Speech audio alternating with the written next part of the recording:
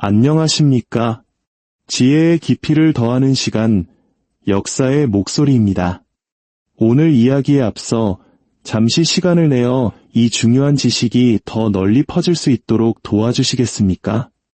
여러분의 구독과 좋아요는 저희가 더 깊이 있는 콘텐츠를 만드는 데 큰 힘이 됩니다. 이 영상을 주변 분들과 공유해 주시는 것만으로도 우리는 함께 세상을 더 명확하게 볼 수 있는 지혜를 나누는 것입니다. 여러분의 가정에 늘 평안과 축복이 가득하기를 기원하며 오늘의 이야기를 시작하겠습니다. 상상해 보십시오. 당신이 배낭 가득 돈을 채워 식료품점에 들어섭니다. 수백만, 아니 수억 원이 들어있는 가방입니다. 하지만 그 돈으로 일주일치 식료품을 사기에도 턱없이 부족합니다. 당신이 진열대 앞에 서 있는 그 짧은 순간에도 가격표는 3번이나 바뀝니다.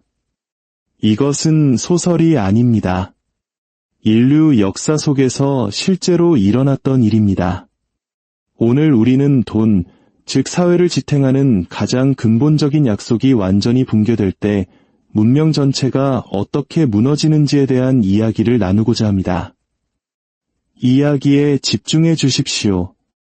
우리가 탐구할 이 패턴들은 오늘날 우리 세상에서도 다시 고개를 들고 있기 때문입니다.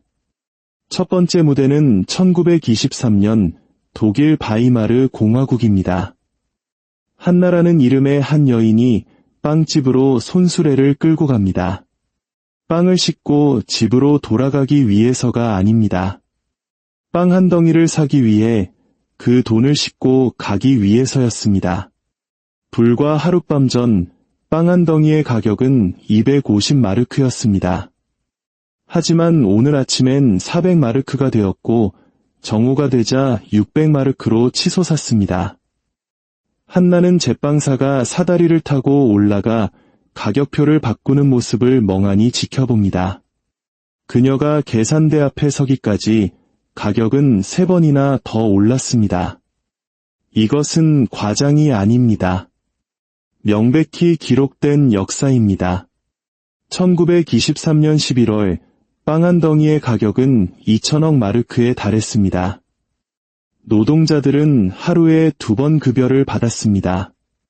돈의 가치가 시간 단위로 폭락했기 때문입니다. 사람들은 지폐로 집의 벽지를 발랐습니다. 벽지보다 지폐가 더 저렴했기 때문이죠. 정말 무서운 사실은 이 모든 일이 수십 년에 걸쳐 일어난 것이 아니라는 점입니다. 독일은 안정적인 경제대국에서 완전한 통화 붕괴 상태까지 단 4년밖에 걸리지 않았습니다. 단 4년입니다. 한번 생각해 보십시오. 1919년 사람들의 삶은 지극히 평범했습니다. 하지만 1923년 돈은 말 그대로 휴지 조각이 되었습니다. 문제는 단순히 어떻게 이런 일이 일어났는가가 아닙니다. 이 사태가 사람들에게 무엇을 했는가입니다. 몇 세대에 걸쳐 부를 축적해온 가문들은 하룻밤 사이에 전 재산이 증발하는 것을 지켜봐야 했습니다. 평생 모은 저축으로 일주일치 식료품도 살 수 없었습니다. 연금 수급자들은 굶주렸고 사회의 허리였던 중산층은 완전히 붕괴되었습니다. 사람들은 장작을 사는 것보다 돈을 태우는 것이 더 싸다는 것을 깨닫고 난로에 돈을 넣어 불을 지폈습니다. 그리고 아무도 이야기하지 않는 진실이 있습니다. 이 끔찍한 경제적 파괴는 극단주의가 자라나기에 완벽한 토양을 제공했습니다. 사람들이 모든 것을 잃고 그들이 믿었던 시스템이 자신들을 완전히 배신했을 때 그들은 안정을 약속하는 그 누구에게라도 절박하게 매달리게 됩니다. 그리고 위험한 이데올로기에 극도로 취약해집니다. 독일의 초인플레이션은 단지 경제만을 파괴한 것이 아니었습니다. 그것은 민주주의 자체에 대한 믿음을 파괴했고 역사상 가장 어두운 장 중 하나로 가는 길을 닦았습니다. 하지만 독일만의 이야기가 아닙니다. 전혀 그렇지 않습니다. 시간을 뛰어넘어 2008년의 짐바브웨로 가보겠습니다. 세기는 달랐지만 악몽은 똑같았습니다. 짐바브웨의 초인플레이션이 절정에 달했을 때 물가는 24시간마다 2배로 뛰었습니다. 매일 말입니다. 상상이 되십니까? 아침에 눈을 뜨면 모든 것의 가격이 어제보다 2배가 되어 있습니다. 내일은 또다시 2배가 될 것입니다. 정부는 100조 달러짜리 지폐를 발행했습니다. 100조 달러. 하지만 그 돈으로 버스표 한 장도 살 수 없었습니다. 교사들은 학교에 나오지 않았습니다. 한 달 월급으로 점심 한 끼도 사 먹을 수 없었기 때문입니다. 병원에는 의약품이 동나버렸습니다. 공급업자들이 가치 없는 화폐를 받기를 거부했기 때문이죠. 사람들은 자국 화폐를 완전히 버리고 외화를 사용하거나 수천 년 전처럼 물물교환으로 돌아갔습니다. 이른바 현대 문명이 단 몇 달 만에 고대의 경제 시스템으로 퇴보한 것입니다. 이야기들이 단지 먼 나라의 역사책 속 이야기로만 들리시나요? 어쩌면 우리 부모님, 할아버지 세대가 겪었던 혹독한 보릿고개를 떠올리게 할지도 모릅니다. 하지만 더 직접적인 기억도 있습니다. 1997년 우리가 겪었던 IMF 외환 위기의 아픔을 기억하십니까? 하룻밤 사이에 원화 가치가 폭락하고 평생 모은 재산이 반토막나고 수많은 기업과 가정이 무너졌던 그 시절의 고통을 우리는 기억합니다. 화폐 가치의 붕괴가 개인의 삶을 얼마나 송두리째 흔들 수 있는지 우리는 이미 경험으로 알고 있습니다. 그리고 저를 밤잠 못 이루게 하는 것은 바로 그 패턴입니다. 이러한 붕괴는 거의 동일한 각본을 따릅니다. 첫째, 정부는 위기에 직면합니다. 전쟁일 수도 있고 만연한 부패 혹은 감당할 수 없는 국가 부채일 수도 있습니다. 둘째, 어려운 선택을 하는 대신 가장 쉬운 길을 택합니다. 바로 돈을 더 찍어내는 것입니다. 처음에는 효과가 있는 것처럼 보입니다.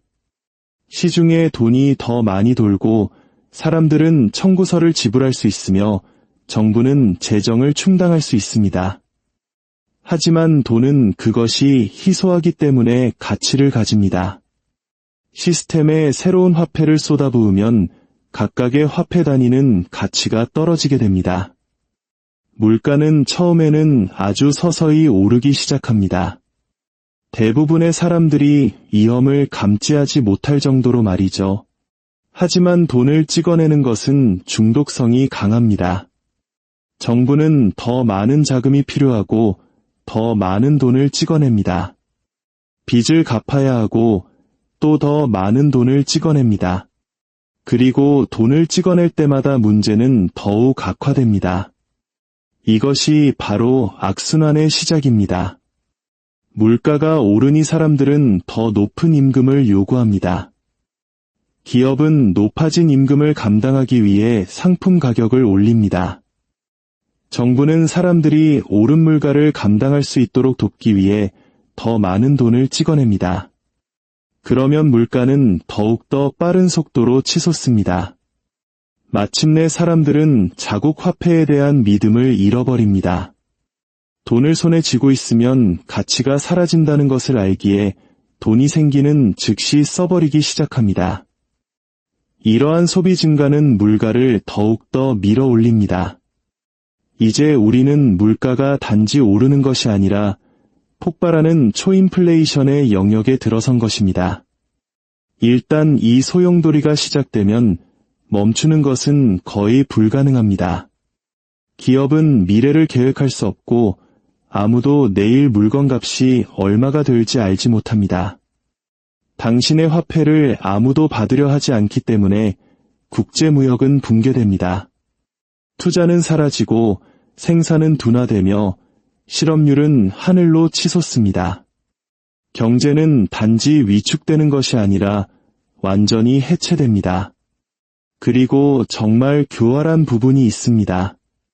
초인플레이션은 모두에게 공평하게 영향을 미치지 않습니다. 부동산이나 금과 같은 실물 자산을 소유한 부유층은 종종 살아남거나 심지어 이익을 보기도 합니다. 하지만 평범한 노동자, 연금수급자, 현금으로 저축을 하거나 고정 수입에 의존하는 모든 사람들은 완전히 파괴됩니다.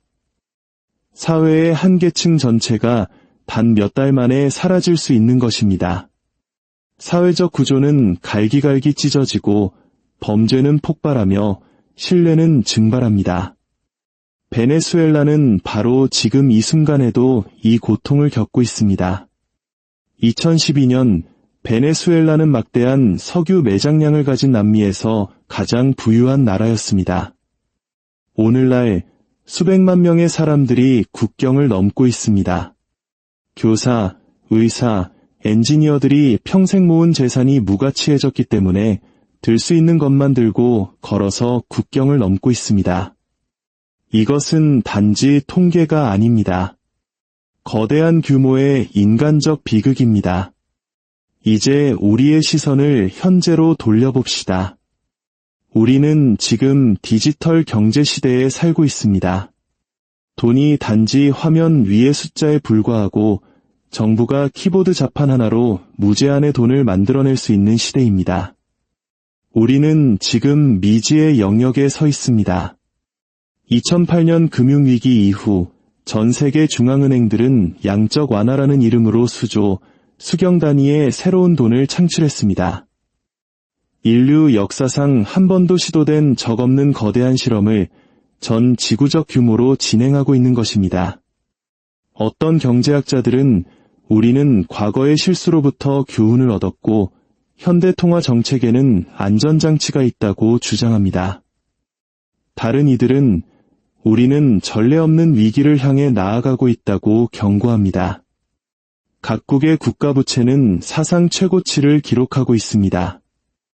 많은 정부가 세금으로 걷는 것보다 훨씬 더 많은 돈을 씁니다. 그리고 그 차이는 새로운 돈을 만들어냄으로써 메워지고 있습니다. 익숙하게 들리지 않으십니까? 이것은 과거의 패턴과 똑같습니다. 단지 더 정교해졌을 뿐입니다. 게다가 과거 문명들이 겪어보지 못한 또 다른 요인이 있습니다. 바로 초연결된 글로벌 시장입니다. 과거 아르헨티나의 통화가 붕괴되었을 때 그것은 아르헨티나만의 문제였습니다.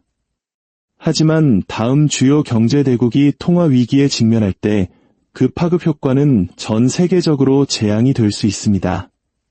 금융 시스템은 너무나 복잡하게 얽혀 있어 하나의 붕괴가 연쇄적인 붕괴를 촉발할 수 있습니다.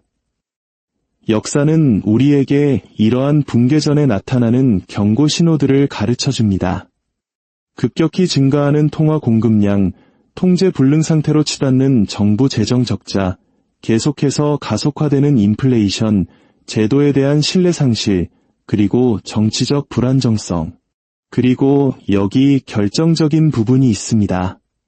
평범한 사람이 무엇이 잘못되고 있는지 깨달았을 때 자신을 보호하기에는 이미 너무 늦었다는 것입니다. 부유하고 정보가 빠른 사람들은 일찌감치 빠져나가고 나머지 모든 사람들이 그 고통을 감수하게 됩니다. 우리는 지금 또 다른 거대한 통화 붕괴를 향해 가고 있는 것일까요?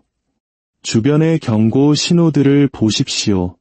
선진국 전반에 걸쳐 기록적인 정부 부채, 전례 없는 양의 새로운 돈을 창출하는 중앙은행들, 점점 커지는 부의 불평등, 양극단으로 치닫는 정치적 극단주의, 그리고 계속해서 경제학자들을 놀라게 하는 인플레이션율, 붕괴가 불가피하다고 말하는 것이 아닙니다. 하지만 그 패턴이 너무나 익숙하다고 말하는 것입니다. 그리고 이 패턴을 이해하는 것이 아마도 여러분이 받을 수 있는 가장 중요한 경제 교육일 것입니다. 왜냐하면 대부분의 사람들이 깨닫지 못하는 것이 있기 때문입니다. 돈이 죽을 때 그것은 단지 경제적 사건이 아닙니다. 그것은 완전한 사회적 붕괴입니다. 신뢰의 붕괴입니다.